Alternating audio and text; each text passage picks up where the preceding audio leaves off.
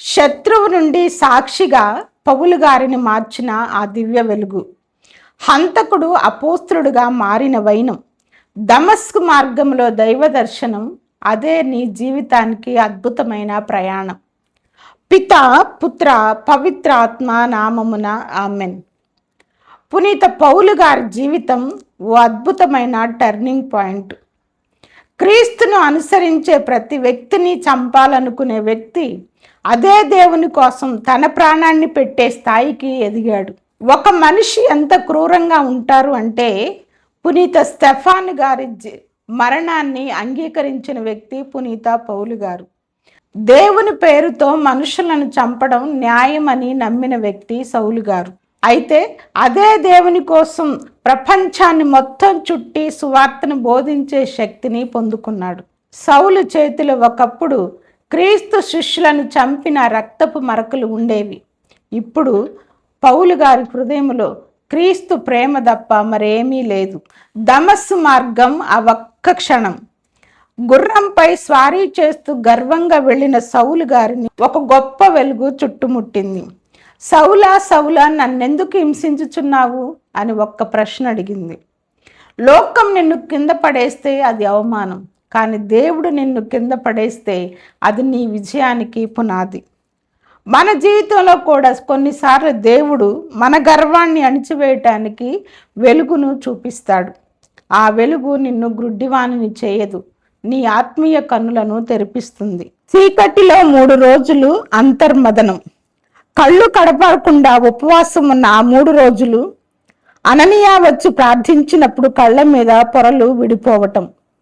మార్పు అనేది ఒక్క క్షణంలో రావచ్చు, కానీ స్థిరపడటానికి ఏకాంతం అవసరం. నీ గతాన్ని దేవుడు కడిగి వేసినప్పుడు పాత పొరలు విడిపోతాయి. గతం నిన్ను వెంటాడితే దేవుని వాగ్దానం నిన్ను ముందుకు నడిపిస్తుంది. అసాధారణమైన మిషనరీ ప్రయాణాలు. పౌలు గారు 3 గొప్ప మిషనరీ యాత్రలు చేశారు. సముద్ర ప్రయాణాలు, జైలు శిక్షలు, కొరడా దెబ్బలు. పౌలు గారికి జైలు గోడలు అడ్డు కాలేదు, సంఖ్యలు కూడా ఆయన సువార్తను ఆపలేకపోయాయి. నీకు ఎదురయ్యే ఆటంకాలు నీ సేవను ఆపకూడదు. పౌలు గారు జైల్లో ఉండి రాసిన పత్రికలే నేడు మనకు బైబిల్లో సగభాగం అయ్యాయి. నీ కష్టం ఎప్పుడు వృధా అయిపోదు. నేను ఏమై ఉన్నానో అది దేవుని కృప వలనే. కొరింథీలకు రాసిన మొదటి లేఖ 15వ అధ్యాయము 10వ వచనం. నీ పాపం ఎంత గొప్పదైనా దేవుని కృప అంతకంటే గొప్పది. నా వల్ల కాదు, నేను పాపిని అని ఆగిపోకండి. పౌలును వాడుకున్న దేవుడు మిమ్మల్ని కూడా గొప్ప సాక్షులుగా వాడుకోగలడు. పునీత పౌలు గారు రాసిన కొరింథీలకు రాసిన మొదటి లేఖ 13వ అధ్యాయం ప్రపంచంలోనే అత్యంత గొప్ప ప్రేమకాండం. ప్రేమ అంటే ఏమిటి?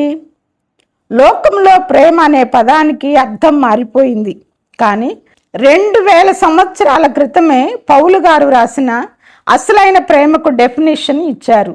మీ దగ్గర అన్నీ ఉండి ప్రేమ లేకపోతే మీరు సున్నా అని ఆయన తెగేసి చెప్పారు. ప్రేమ ఒక భావన కాదు, ఒక బాధ్యత. ప్రేమ అనేది కేవలం ఐ లవ్ యూ అని చెప్పడం కాదు. ఎదుటి వారు తప్పు చేసినా భరించడం, వారు గాయపరిచినా దయ చూపడం. స్వార్థం లేని త్యాగం ప్రేమ. నిజమైన ప్రేమ తన ప్రయోజనాన్ని వెతకదు, అది ఇచ్చేదే కానీ ఆశించేది కాదు. శాశ్వతమైనది ప్రేమ. లోకంలో ఆస్తులు పోవచ్చు, అందం కరిగిపోవచ్చు, కానీ ఒకరిపై మీరు చూపించే క్రీస్తు ప్రేమ ఎన్నటికీ చావదు. అది మరణాన్ని కూడా గెలుస్తుంది. నీ దగ్గర కోట్లు ఉండవచ్చు, కానీ కోపం ఉంటే నీ ప్రేమకు విలువే లేదు.